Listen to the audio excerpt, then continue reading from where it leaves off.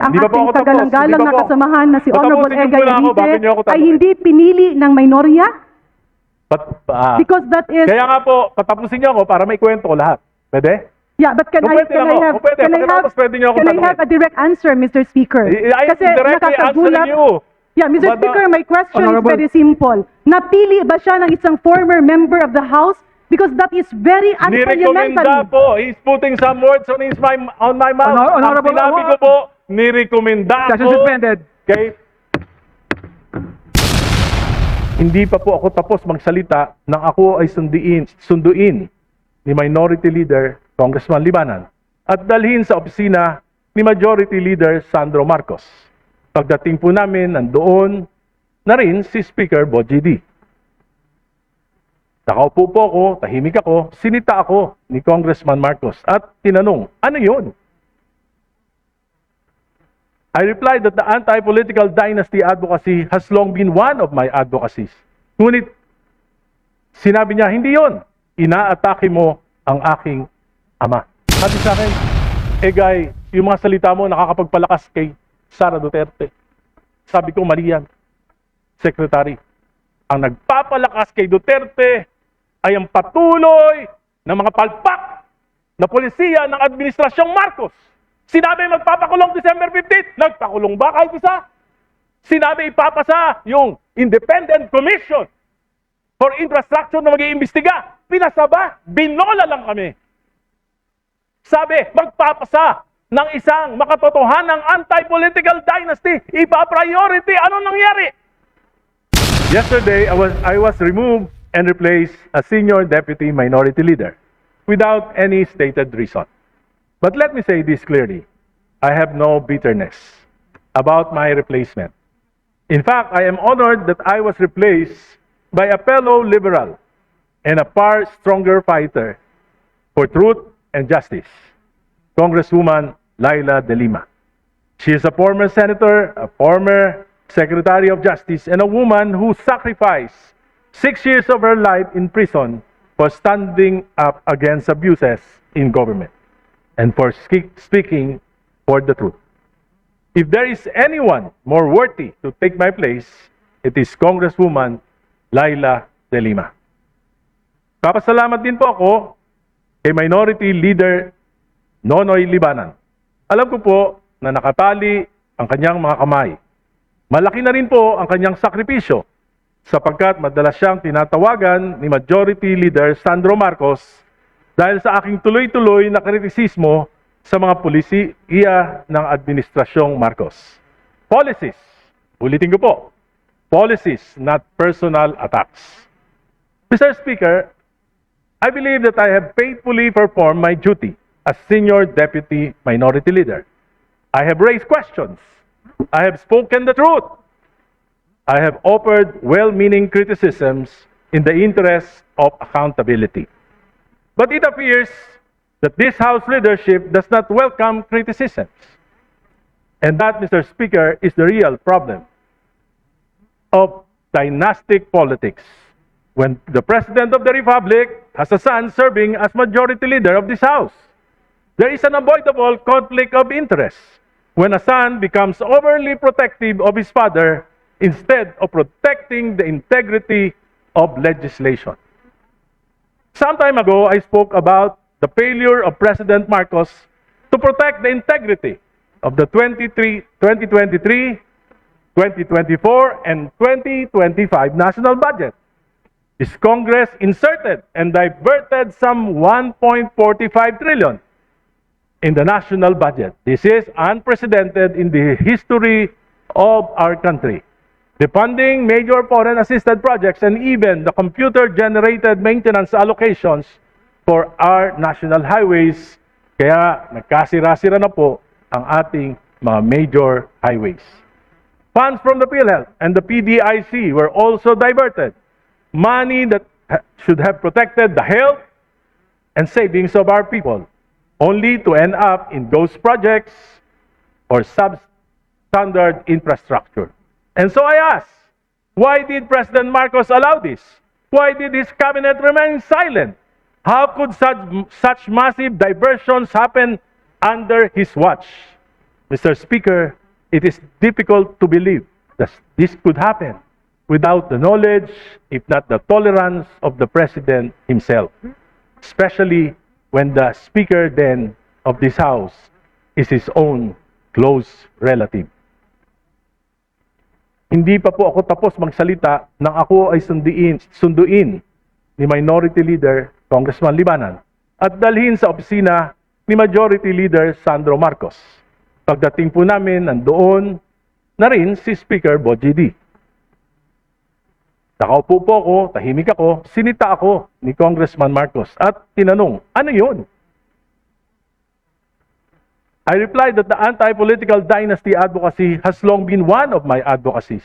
Ngunit, sinabi niya, hindi yon. Inaatake mo ang aking ama. Ang sagot ko, ang kritisismo ay nakakatulong upang maituwid ang mga pagkakamali. Kung bukas ang isip ng mga nakikinig. Ngunit, Mr. Speaker, bakit kailangan questionin ng isang miyembro ng kapulungang ito ang aking talumpati? Kung may mali, kung may kasinungalingan, bakit hindi ako debatiin dito mismo sa plenaryo? Sa aking pag-aaral, sa aking patuloy na pagtatanong, lalo kong nauunawaan kung gaano kalaking pandarambong sa pondo ng bayan ang naganap sa loob ng 3 taon ng Administrasyong Marcos.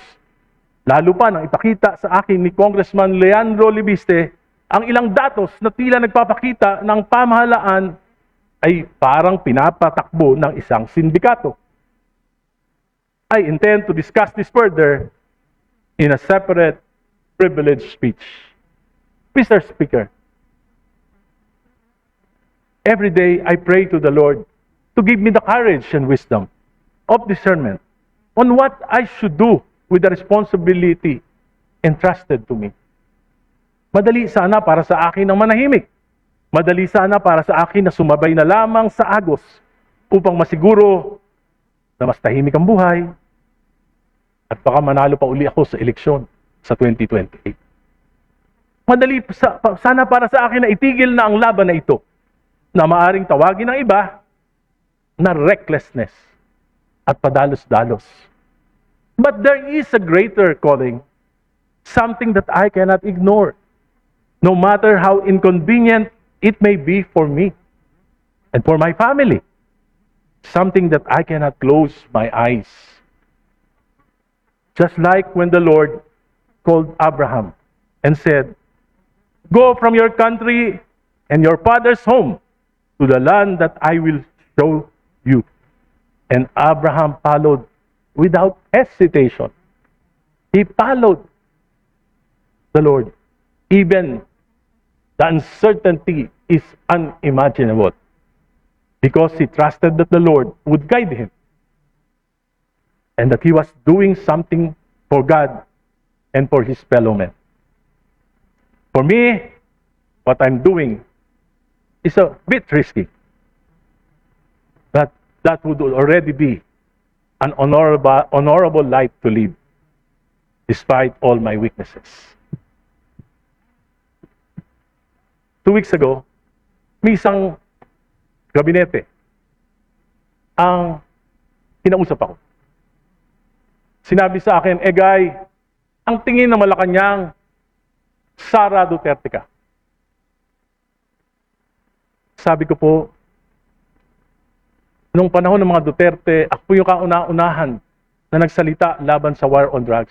Tinanggalan pa nga ako ng distrito ng aking pondo ng 1 taon. Pero sila, Presidente Marcos, they enabled Duterte. Si Speaker Romualdez, Majority Leader, he enabled the war on drugs. Yung mga kasama natin na nagpa-prosecute ngayon kay Duterte, they enabled war on drugs. Ako po, nakipaglaban. At hindi ko po nilalabanan ang dinastiya ng Marcos lamang. Nilalabanan ko rin ang dinastiya ng mga Duterte sapagkat alam ko na ang punot dulo ng korupsyon dito sa ating bansa ay ang pataba at ngayon mabubundat ng mga political dynasties. Sabi sa akin, Guy, yung mga salita mo nakakapagpalakas kay Sara Duterte.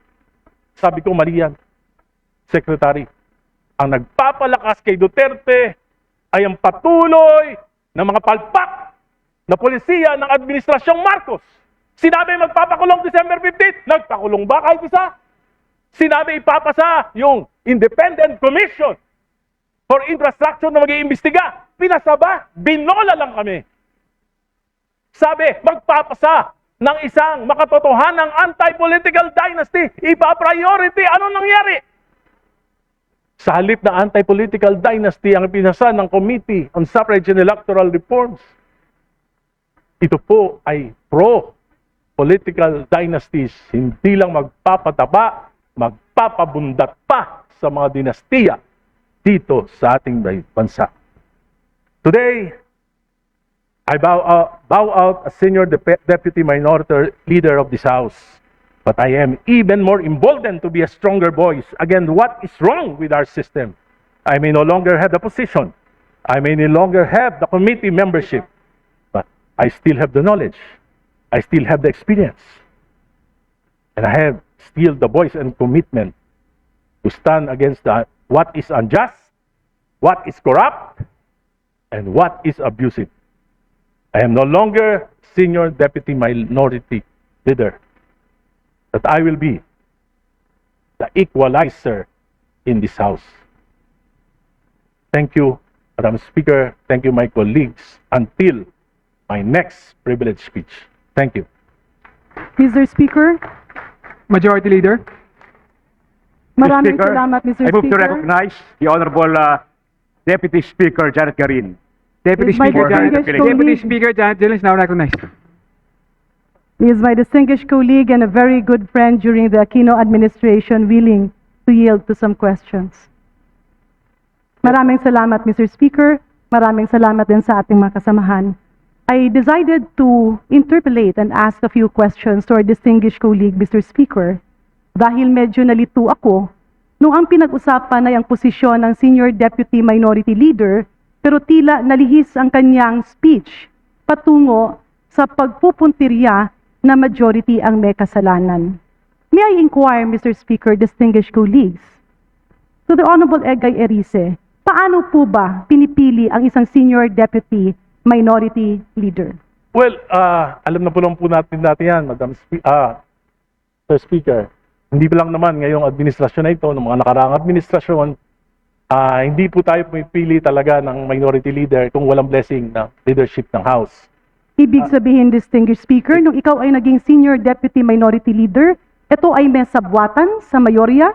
Ang ganito po ang nangyari, nung ako po ay nirekomenda na Senior Deputy Minority Leader ni dating Senior Deputy Minority Leader Paul Dasa. Well, Hinirap Mr. po ako, excuse me po, Mr. Speaker, hinirap I po have ako the name Senior Deputy Minority Leader. noong 19th Congress. Well, Paul Mr. Dasa. Hindi, Paul nirekomenda Dasa. niya po ako. Sabi niya, kakausapin niya si Minority Leader Nonoy Libanan upang ako ang kanyang maging kahalili. Ibig sabihin, Mr. Speaker, ang Hindi pa po ating ako tapos. tagalang-galang Hindi pa na po. kasamahan na si Honorable Patapusin niyo Egay muna ako, bakit niyo ako Erice ay tanungin? hindi pinili ng minorya? But, Because that is... kaya nga po, patapusin niyo ako para may kwento ko lahat. Pwede? Yeah, but can Kung I pwede lang ako. Kung pwede, can I pagkatapos pwede niyo ako can I tanungin. have a direct answer, Mr. Speaker? I am directly answering you. Yeah, Mr. But, Speaker, my question Honorable- is very simple. Napili ba siya ng isang former member of the House? Because that is very Nirekomenda unparliamentary. po. He's putting some words on my mouth. Honorable- Ang sinabi ko po, nirekomenda Session ako suspended. kay